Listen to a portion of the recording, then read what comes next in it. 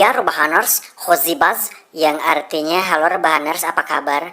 Kembali lagi bersama saya John, still in the house. And then I will merangkum sebuah film yang dirilis tahun 2008 dengan judul yang cukup panjang, yaitu The Day the Earth Stood Still, yang artinya hari di mana bumi bisa berdiri. Dengan rating 5,5 di IMDb, film ini dibintangi oleh abang-abangan saya, yaitu Keanu Reeves, dan sepupu jauh saya, yaitu Jaden Smith, yang tidak lain adalah anaknya Will Smith. Saya tidak akan banyak full spoiler di awal, jadi langsung saja. Dan biar kayak orang-orang, saya peringatkan ini adalah konten full spoiler. Yowis, langsung saja kenakan handsfree, simetriskan posisi rebahan. Selamat menonton dan check it out.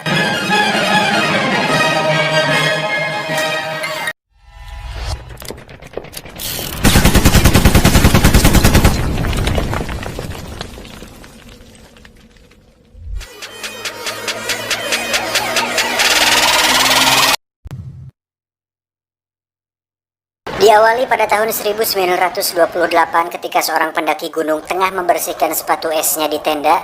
Tiba-tiba dia mendengar sesuatu di luar, lantas dia pun menghampirinya.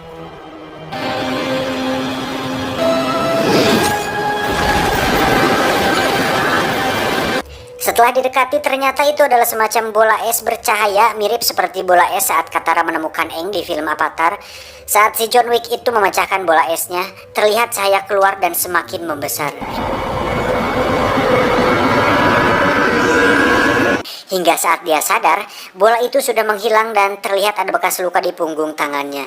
Dan saya akan jelaskan di awal bahwa bola itu merupakan alien yang mengambil sampel DNA dengan mengambil sebagian daging dari punggung tangan si John Wick ini.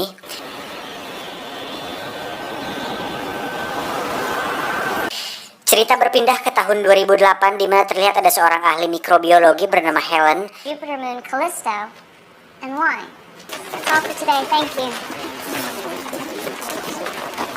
Saat dirinya sedang bersama sang anak yang bernama Jacob di rumah, tiba-tiba datanglah beberapa orang dari pemerintahan. Helen diminta untuk ikut bersama mereka dengan alasan darurat dan keamanan nasional. Jacob sendiri dititipkan kepada sahabatnya. It's gonna be okay. Dr. Benson, there isn't much time.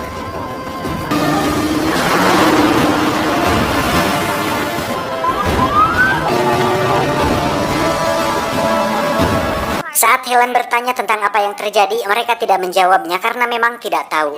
Namun sepanjang jalan yang dilalui pun terlihat kosong dan jelas ada sesuatu hal besar yang terjadi.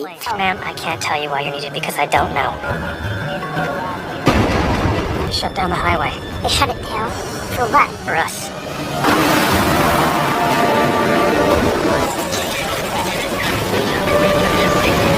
Sesampainya di sana, Helen bertemu dengan beberapa ilmuwan dari berbagai bidang ilmu dan bisa dipastikan memang ada hal besar yang sedang terjadi. Whatever it is, it's not a game.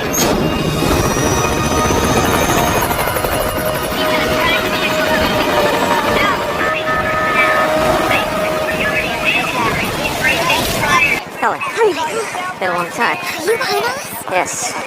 Setibanya di fasilitas militer, Helen dan para ilmuwan lain dijelaskan bahwa ternyata ada sebuah objek yang bergerak dengan kecepatan tinggi menuju ke planet bumi dan akan menabrak bumi dalam waktu 75 menit lagi. Hal tersebut membuat pemerintah tidak memiliki waktu untuk mengevakuasi warga, sehingga hal terbaik yang bisa dilakukan sekarang adalah memprediksikan dampak kerusakan akibat tabrakan tersebut. Dan untuk itulah mereka semua diundang ke sana untuk memperhitungkan seberapa besar dampak yang terjadi.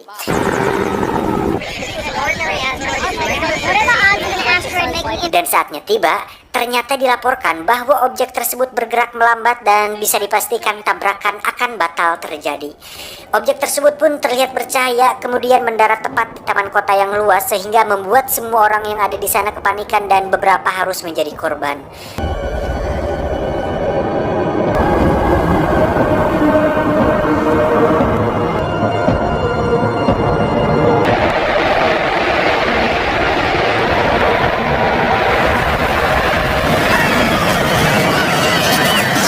Dengan cepat pihak militer dan para ilmuwan pun diturunkan untuk mendekati objek tersebut.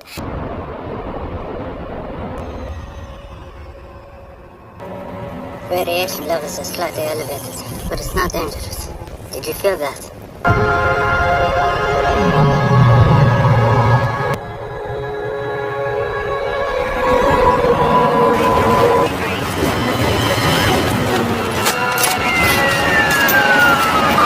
Saat terlihat ada sesosok makhluk keluar dari bola tersebut, Helen pun mendekatinya. Namun karena terlalu cepat tanggap, beberapa tentara yang semangat pun menembak makhluk tersebut hingga harus tersungkur.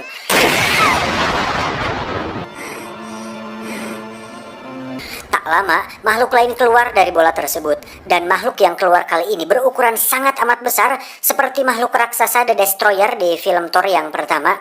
Makhluk tersebut pun mematikan semua alat elektronik lalu memancarkan frekuensi tinggi hingga akhirnya terdiam dan berdiri tegak di sana.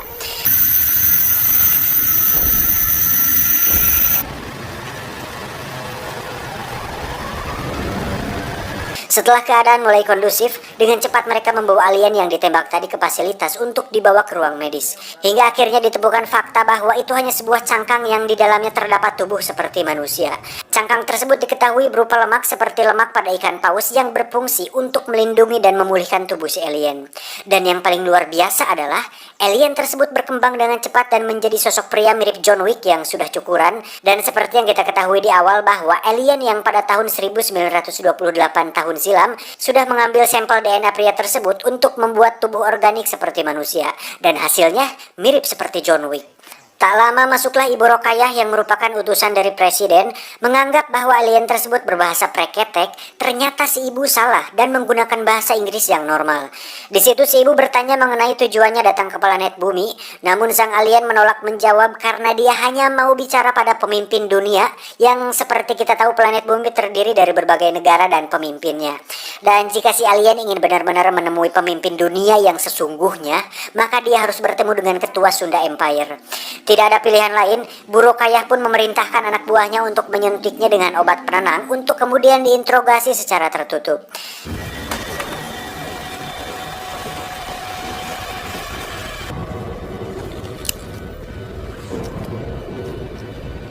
Di situ si alien dipasangi alat wadul detektor dengan tujuan untuk melihat seberapa wadul dia menjawab semua pertanyaan.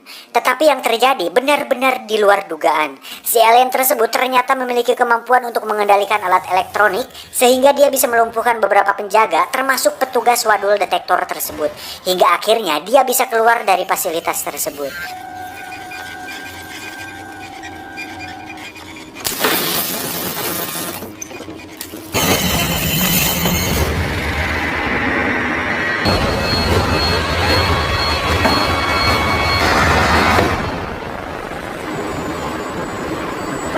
Si alien pun memutuskan untuk membaur dengan penduduk bumi dengan tujuan untuk melihat seperti apa kehidupan di sini.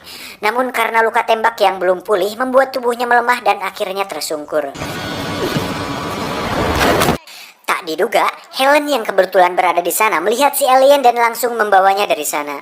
Di tengah perjalanan, Helen pun memberikan sampel lemak yang ada di fasilitas tersebut, dan ternyata tubuh si alien bisa pulih dengan cepat menggunakan lemak tersebut.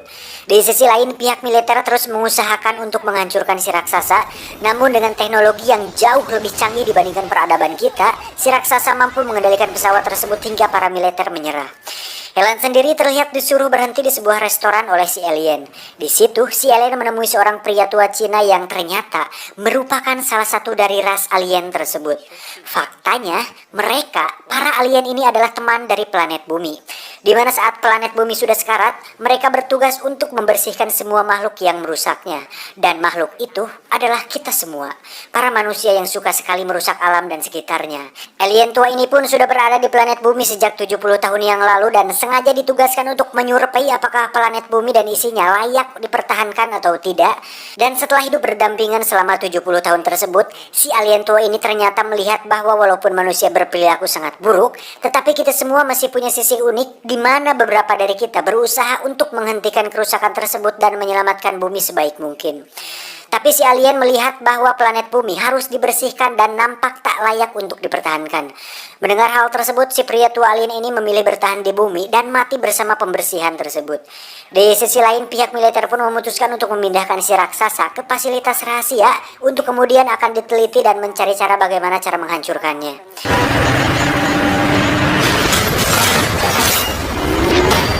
Helen, Jacob, dan si alien pun terlihat sudah berada di tempat lain di mana si alien meminta untuk berhenti sejenak tepat di sebuah rawa. Tujuan dia berhenti di situ adalah untuk memunculkan bola yang lain agar semua binatang yang ada di sana bisa masuk dan terhindar dari pemusnahan atau pembersihan tersebut.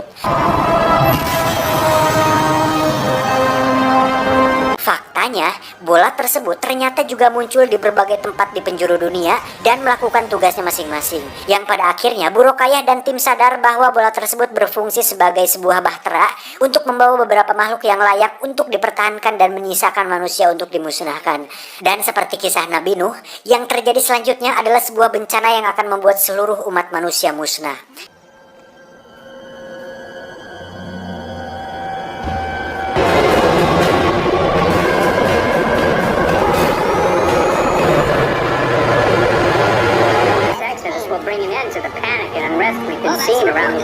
Setelah selesai mengevakuasi semua hewan di planet bumi, tiba-tiba seorang polisi datang dan meminta si alien menyerahkan diri. Karena merasa terancam, dia pun mengendalikan mobil dan menabrakkan mobilnya ke si polisi hingga dia sekarat.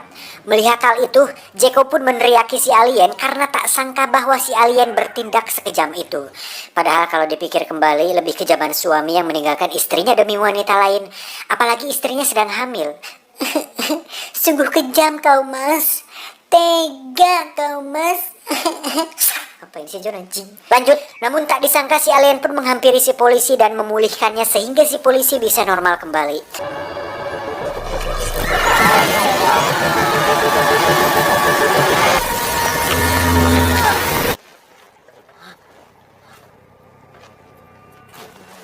He'll be all right. I don't understand.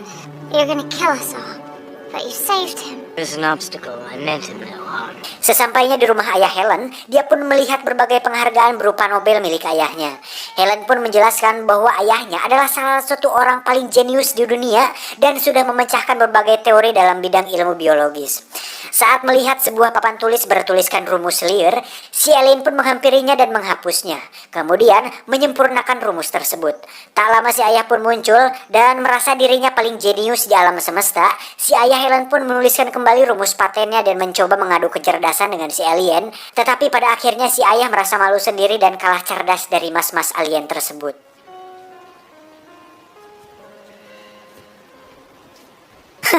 Makanya Om, jangan sok tahu, jangan sok merasa paling cerdas dan paling benar sendiri.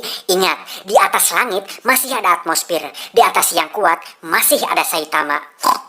I have so many questions to ask you. Namun saat mereka melakukan percakapan, ternyata si alien kalah dari si ayah. Dimana ketika mereka berdebat tentang planet bumi yang sudah sekarat, si ayah berkata bahwa memang manusia selalu merusak dan planet bumi sedang sekarat, tapi manusia selalu punya kemauan untuk berubah dan memperbaiki. Sehingga sangat egois sekali ketika ada makhluk lain yang ingin memusnahkan umat manusia. Si alien pun menghulang. Di fasilitas sendiri terlihat seorang pemimpin penelitian baru saja memasuki ruang kontrol pakai R, di mana si raksasa nampak mengikuti dan mengamati pergerakan si pimpinan.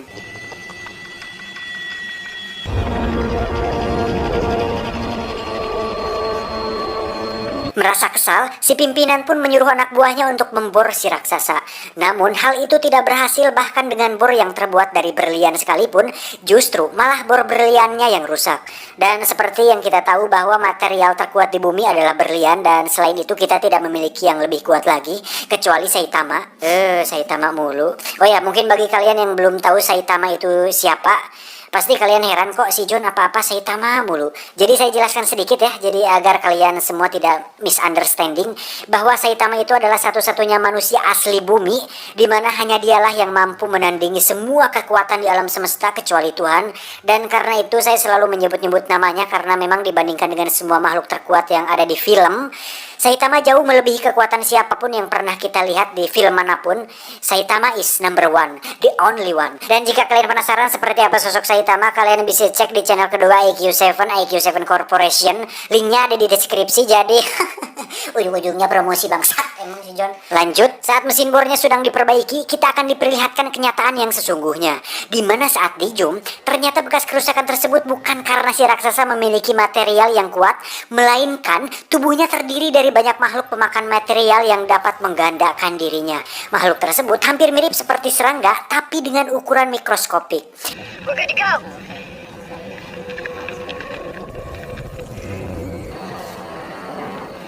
You sleep.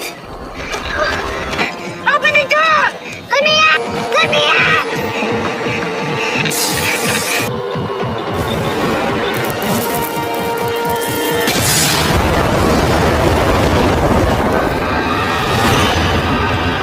Dan dirasa waktunya sudah tepat, si raksasa pun meleburkan tubuhnya menjadi serangga tersebut, kemudian mulai melakukan pemusnahan dimulai dari orang-orang yang berada di ruang kontrol pakai R.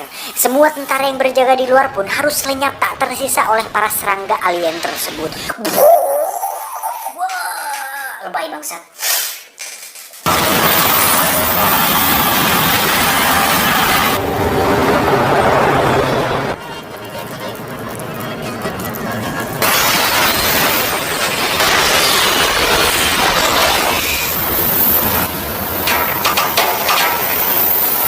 Di sisi lain terlihat mereka sudah berada di sebuah pemakaman di mana di situ ayah Jacob disemayamkan. Ternyata Jacob meminta agar si alien menghidupkan kembali ayahnya seperti dia menghidupkan kembali si polisi. Namun si alien mengatakan bahwa kemampuannya terbatas tergantung harga cikur di pasar.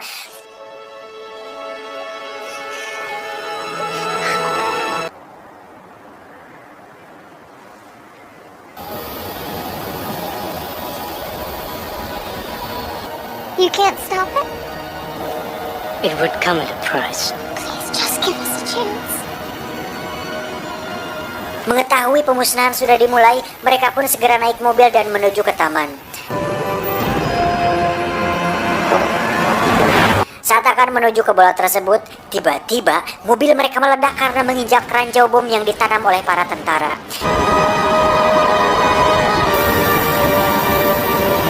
Beruntung mereka masih bisa selamat dan segera bersembunyi di kolong jembatan. Namun tak diduga, Jacob terkena beberapa serangga yang mulai menggerokotinya dari dalam sehingga hal itu mengakibatkan pendarahan yang parah. Helen yang panik pun memohon agar si alien bisa membantunya menyembuhkan Jacob. Lalu, dengan keikhlasan hati si alien, dia pun menyerap semua serangganya dan Jacob pun berhasil diselamatkan. Setelah semua yang telah dilihatnya, si alien pun menyimpulkan bahwa manusia memang bukan makhluk yang baik, tetapi layak untuk dipertahankan. Untuk itu si alien pun menghampiri bolanya untuk menghentikan pemusnahan tersebut.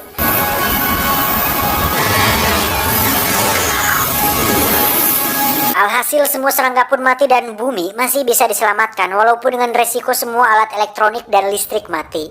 Sehingga setelah kejadian ini, semua manusia memasuki abad primitif di mana kita akan memulai semuanya dari nol. He's leaving.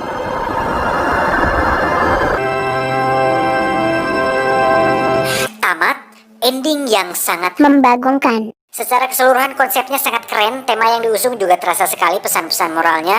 Namun memang dari sisi alur cerita sedikit kurang pengembangan dibandingkan film War of Worlds yang diperankan oleh Tom Cruise.